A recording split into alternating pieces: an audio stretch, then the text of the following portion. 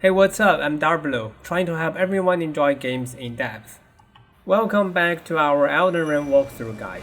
In this video, we'll be exploring the snow mountaintops and study the third combat style, stat stacking. Before we go to the mountaintops, let's first harvest some bosses in the dragon barrel. Teleport to the beast cleric and head outside. There's a black blade kindred guarding the temple, which is basically a cargo. The strategy is simple, but its stats may feel a bit tough, so you can summon Spirit Ash to aid you.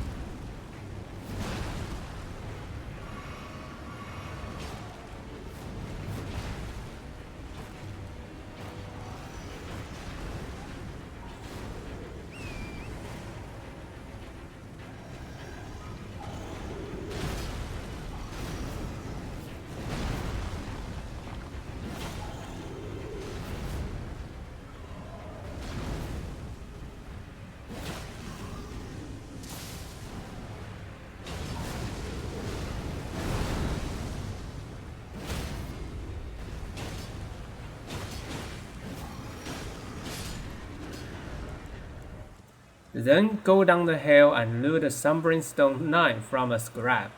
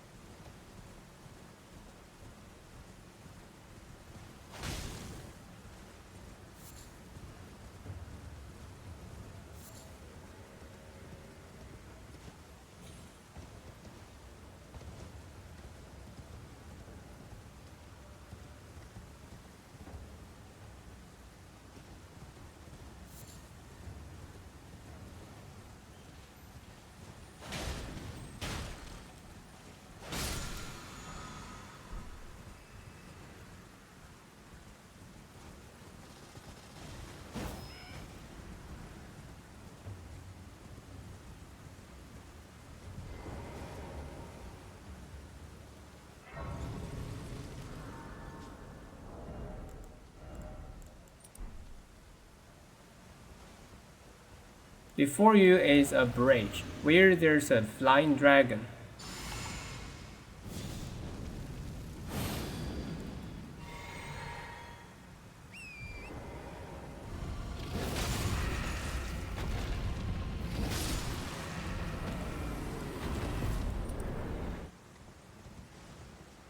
Across the bridge, there's a rod avatar.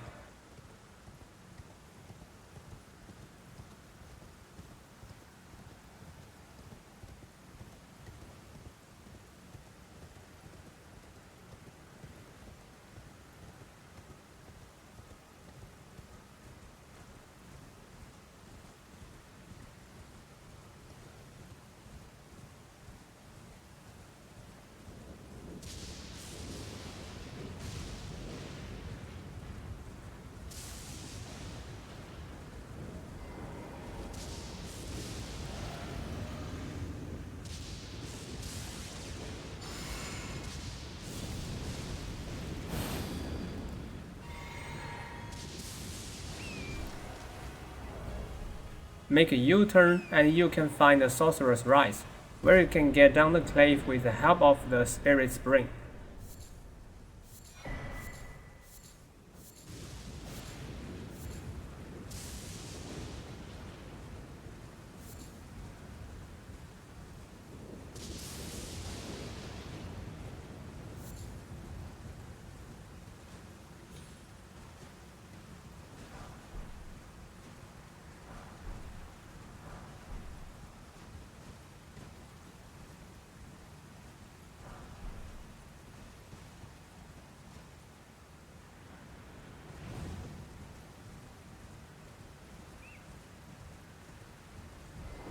Wait until night and there will appear a Night Rider who drops Bloodhound Step. This step can be seen as an overall enhanced version of Quick Step.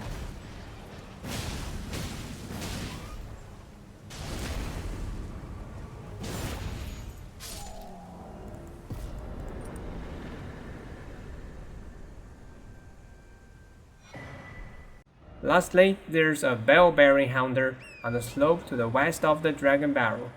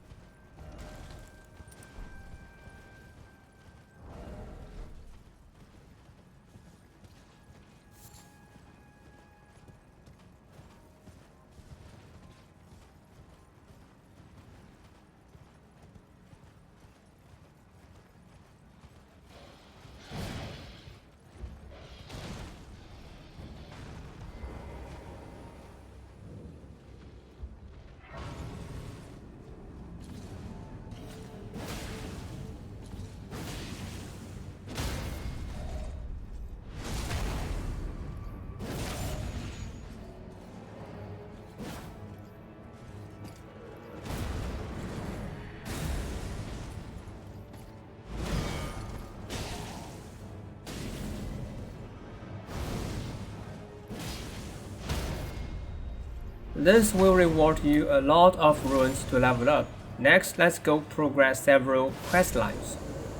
Make sure you have talked to Nephila in the Round Table Hold, then teleport to Liurnia, heading to the village of the Albornoryx.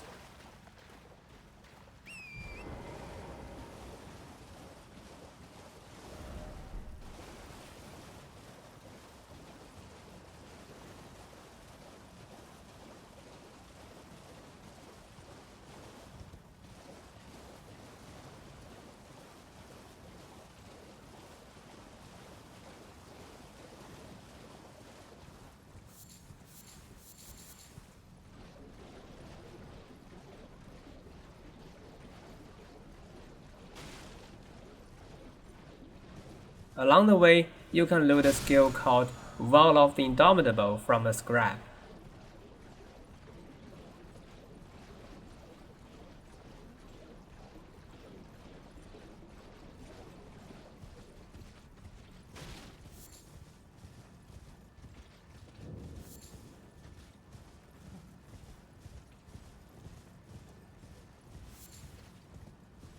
At the entrance to the village, you can talk to Nephila. The oppression awaking. Put under the justice to let the scar. Put this under the justice to let the scars.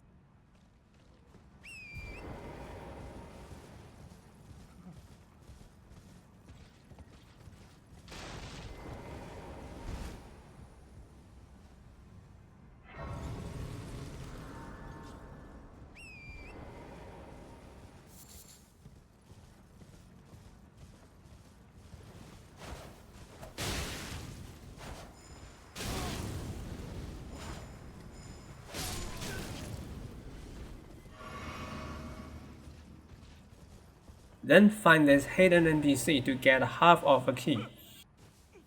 Please, no. Lastly, cross the bridge to defeat an Omen Killer, who can be fought by repeating jump-heavy attacks.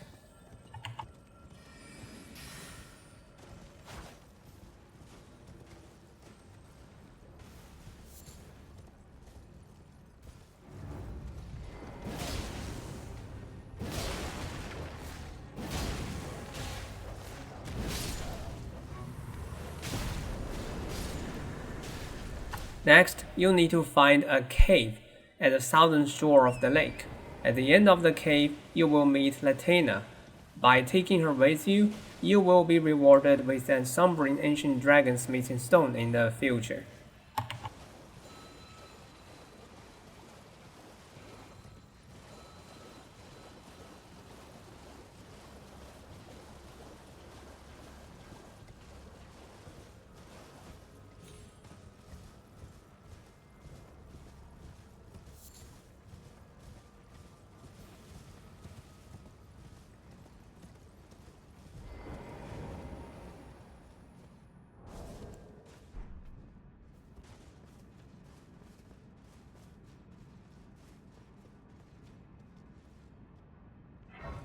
The final boss of this cave is the Bloodhound Knight.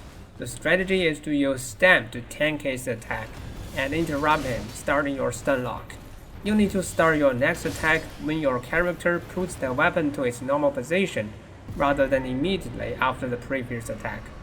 We use this strategy rather than simply use Giant Hound because Bloodhound Knights tend to evade your attack in a freeze state, but they won't be able to do anything else amid an attack. Felt I told thee that I... Then let's further progress the Nephilim questline. You need to teleport to the 4 belfries. Under the topmost bell tower is a chest containing the key. Use the key to unlock the second highest bell tower's portal to teleport to Prologue area.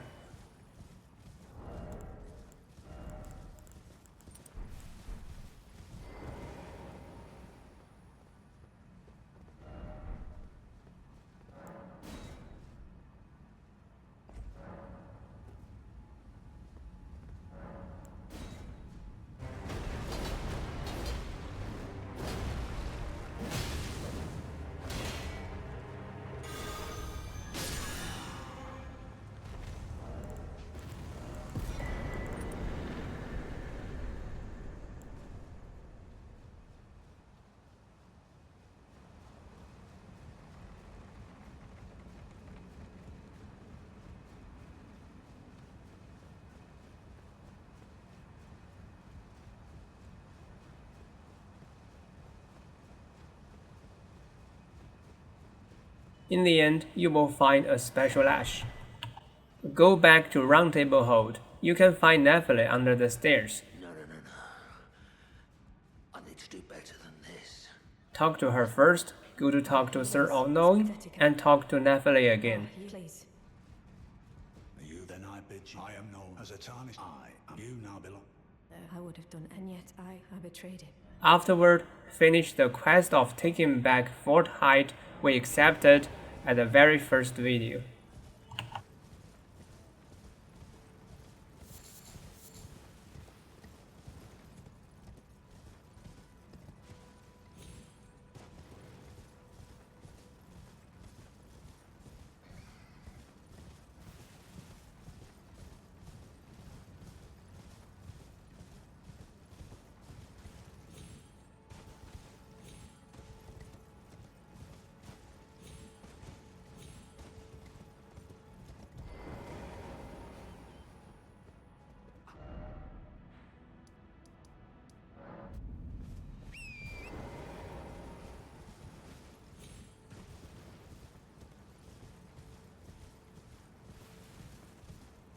But now, I must speak for a true. In the end, you'll need to teleport to the Godric Arena. Here's an NPC in this area. You need to go back and forth between the boss arena grids and the grids before the arena, resting at them and teleporting around until the NPC in the arena is gone. Now go to the throne room to talk to NPCs. Nephilim will give you an ancient dragon smithing stone, and the NPC previously in the boss arena will sell you another one. With this all done, it's time to set out for the mountaintops. Teleport to the balcony grids and follow the road leading to the northeastern gate of the city. You will eventually arrive at an elevator chamber. There's a side route where you can fight 2 omens as a boss fight, so remember to equip Giant Hound before setting off.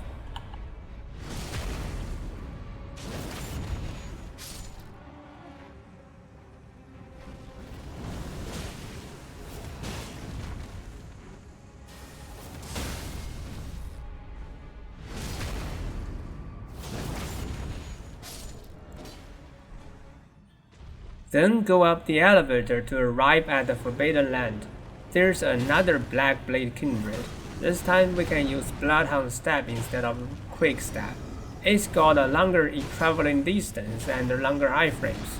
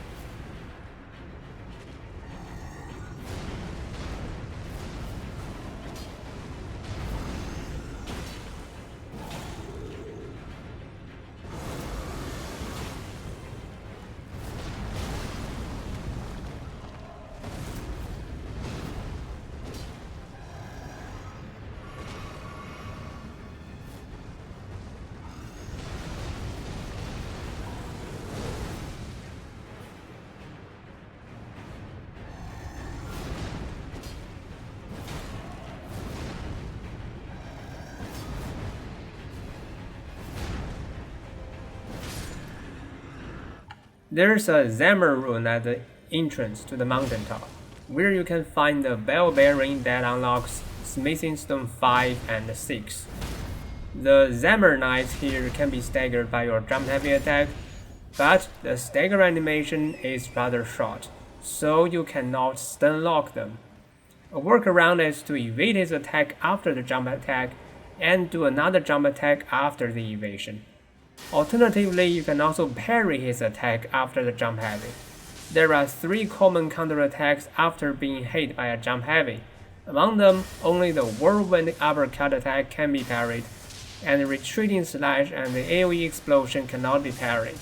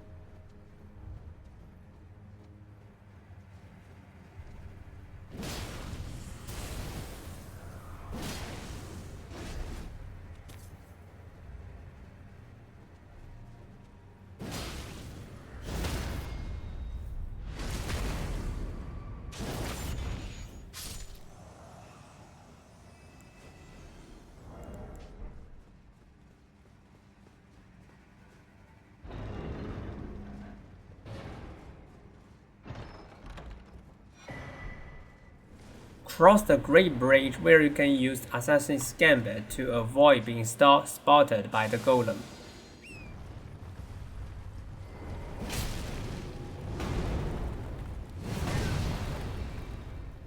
You will meet Millicent at the next grace.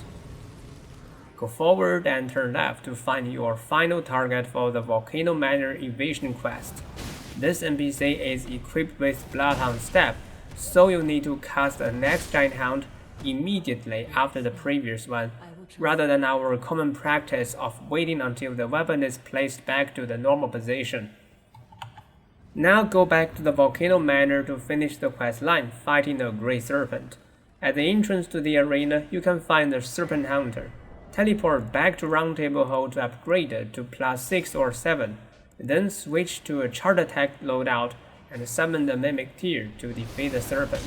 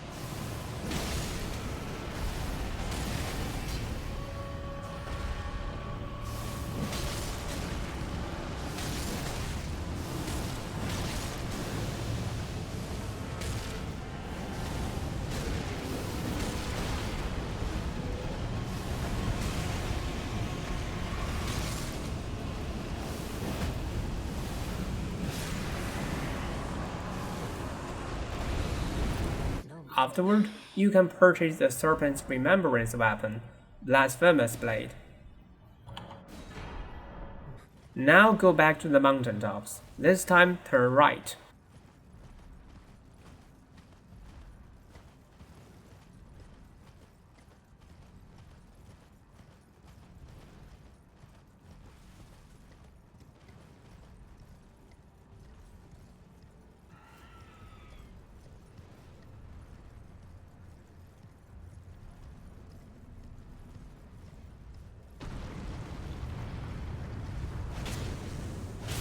You can notice a statue here.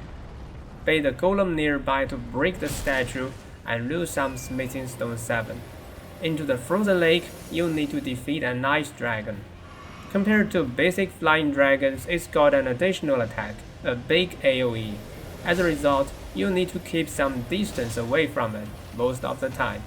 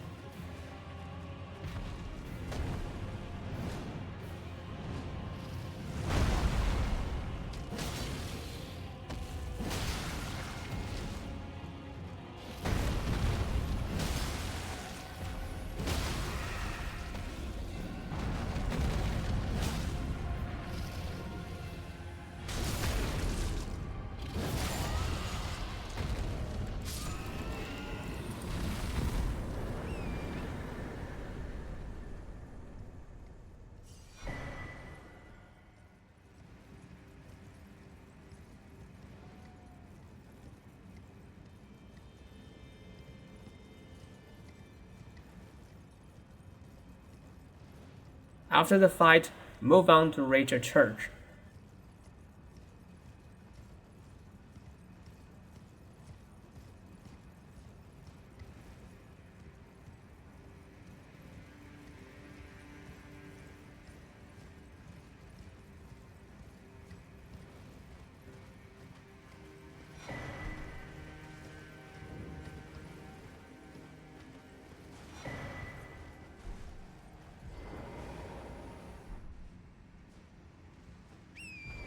On the slope behind the church, you can lose some smithing stone 7.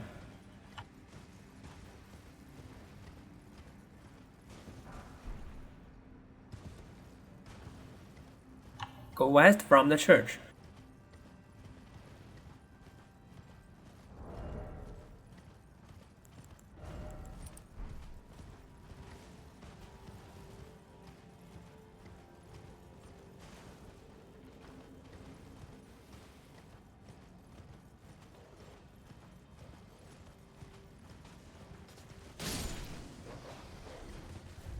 After going up the Spirit Spring, you can fight Wake in and never go.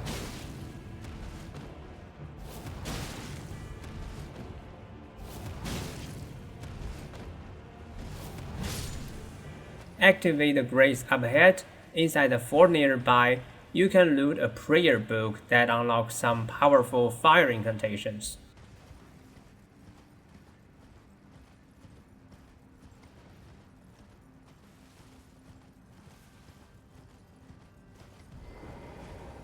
Then cross the bridge to reach the arena for the fire giant.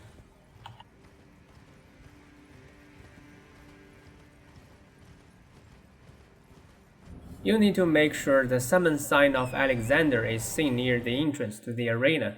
If not, remember to talk to him at the volcano.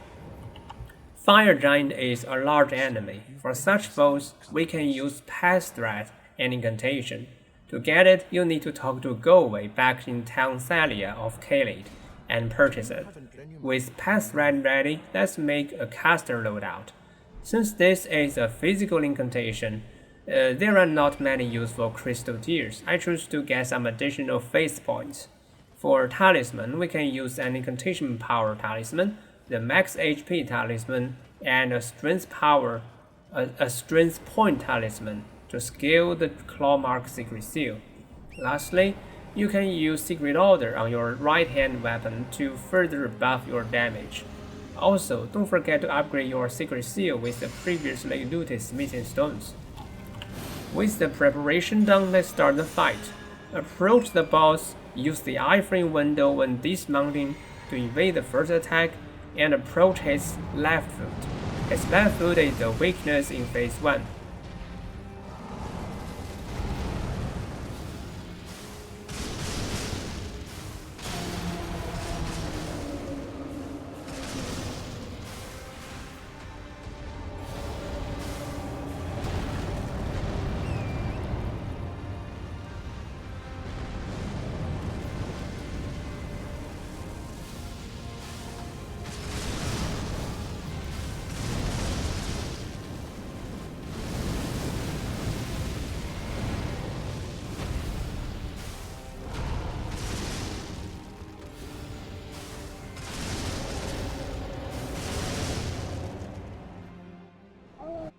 Into phase 2, make use of the initial set move of Firestorm to deal a lot of damage.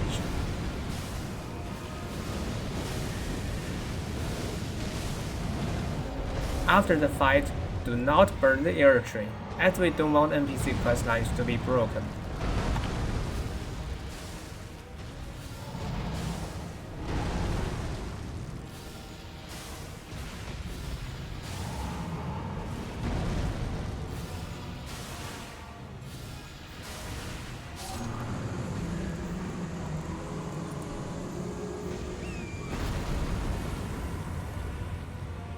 With the Rune of Fire Giant harvested, let's finish the rest part of the mountaintops. Go uphill from the west of the frozen lake, go forward, and you will defeat a Tibia Mariner.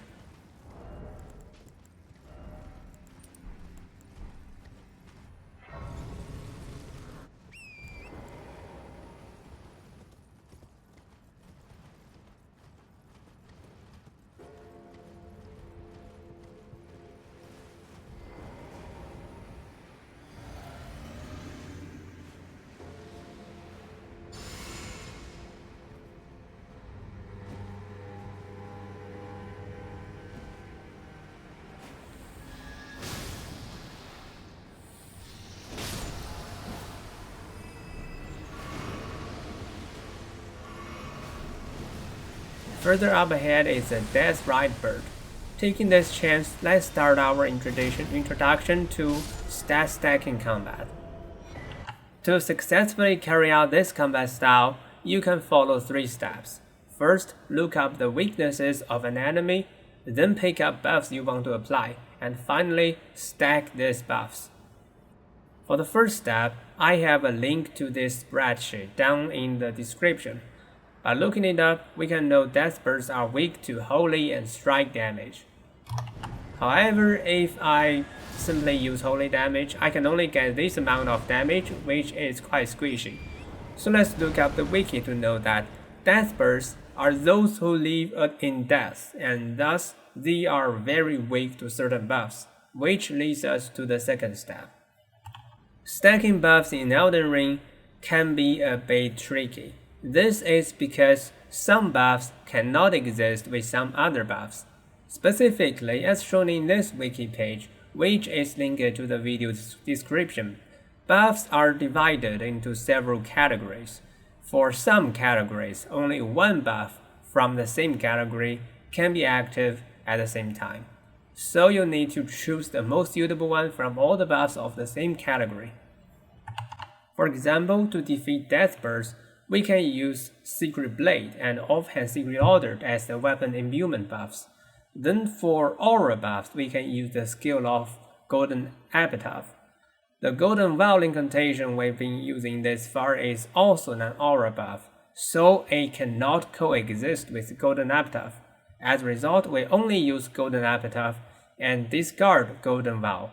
Finally, for the body buff, we can use Whole of Shabriri, which increases all damage dealt. Also, don't forget Crystal Tears and Talismans. We can use Holy Damage Tier and Face Tier. And for Talismans, we can have Max HP Talisman, Holy Damage Talisman, and Face Talisman. If you find any of the buffs above missing, you can always rely on the wiki to know where to find them. With the second step of picking up buffs done, let's move to the final step, actually stacking the buffs. You may notice that each buff has its own duration time. Generally, you want to apply buffs that last longer before those that last shorter, so that you can stay buffed for a longer time. With everything ready, let's go fight the death bird again. This time, we literally one-shot it, which is really satisfying.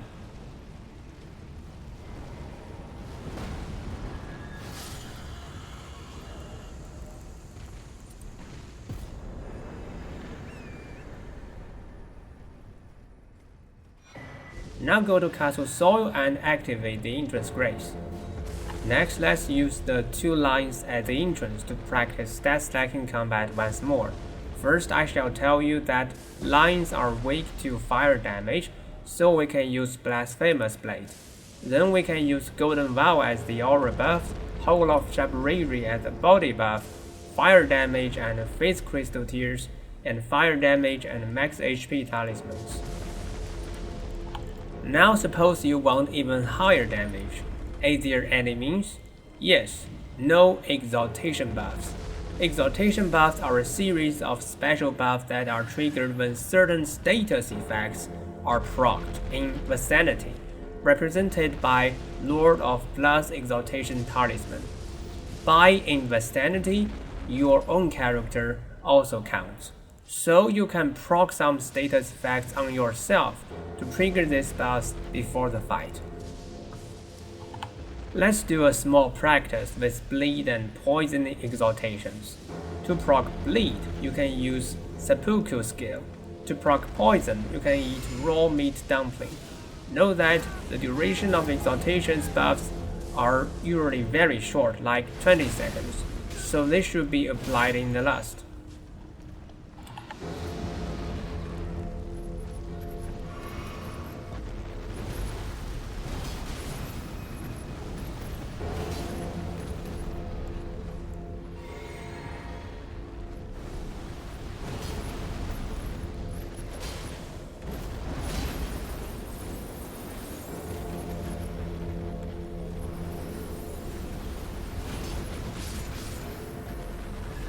Now let's do a final practice. There's an avatar in the mountaintops. This time, let's add 1 debuff, Oil Pot.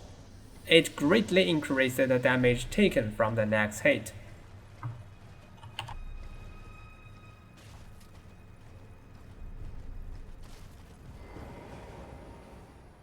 In the end, let me give you 2 additional notes.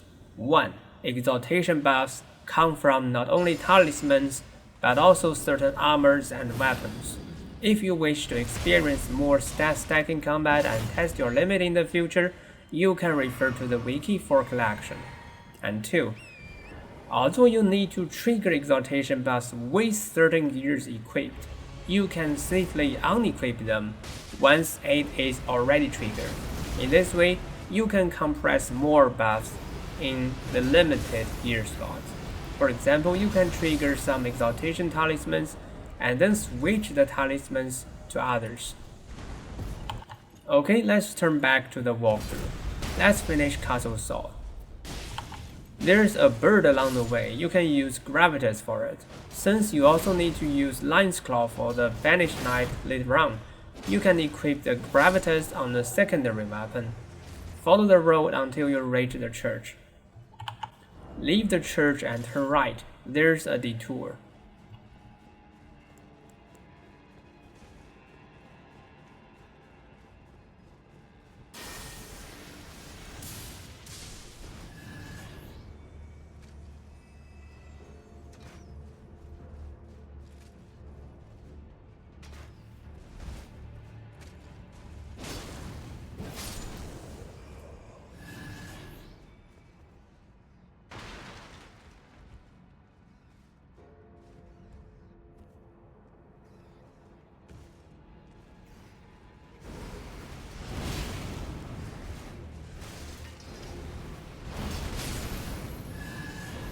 In the end, you can loot 3 smithing stone 7. Remember to upgrade your secret steel with them.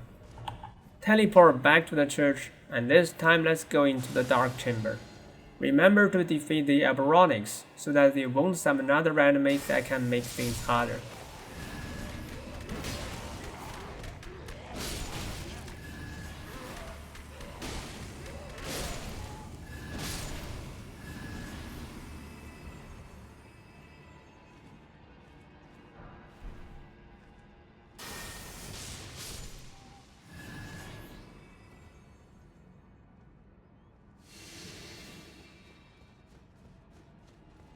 There's an elevator that works as a shortcut after you leave the dark chamber.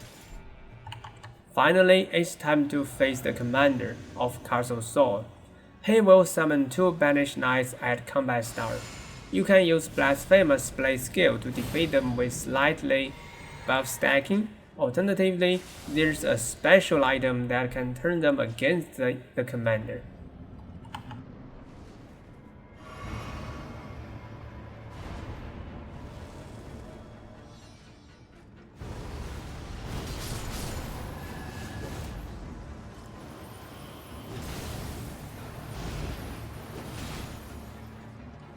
When the knights are defeated, you can use parrying for the commander himself. To be specific, recall that enemies' attack pattern can be affected by your position.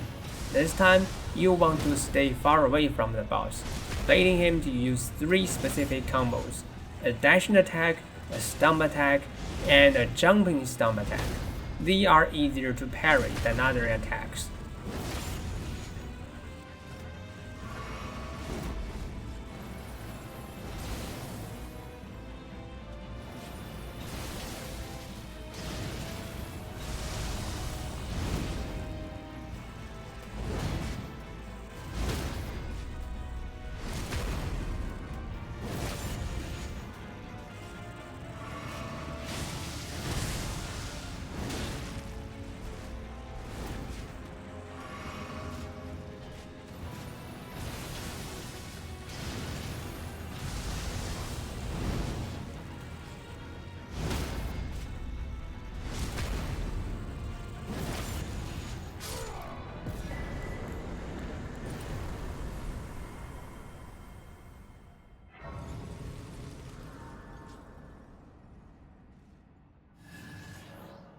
This is my attributes after the fight. After defeating the commander, take the elevator up to get the other half of the key. So far, we have learned all the 3 combat styles. It's time to understand some additional factors that are also important in practical combat in the next video, so that you can fully learn the combat of Elden Ring. If you want to play games into depth together with me, don't forget to like and subscribe. Thanks for watching, see you around.